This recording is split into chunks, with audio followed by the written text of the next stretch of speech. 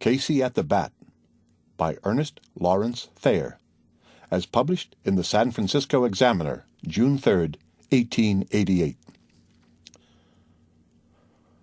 The outlook wasn't brilliant for the Muddville Nine that day. The score stood 4-2 with but one inning more to play.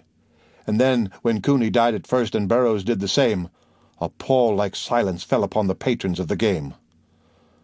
A straggling few got up to go in deep despair.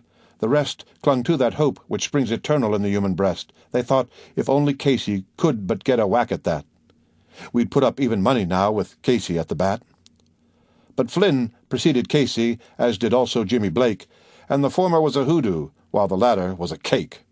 So upon that stricken multitude grim melancholy sat, for there seemed but little chance of Casey getting to the bat. But Flynn let drive a single to the wonderment of all, and Blake, the much despised, tore the cover off the ball. And when the dust had lifted, and men saw what had occurred, there was Jimmy safe at second, and Flynn a hugging third. Then from 5,000 throats and more there rose a lusty yell. It rumbled through the valley, it rattled in the dell. It pounded on the mountain and recoiled upon the flat, for Casey, mighty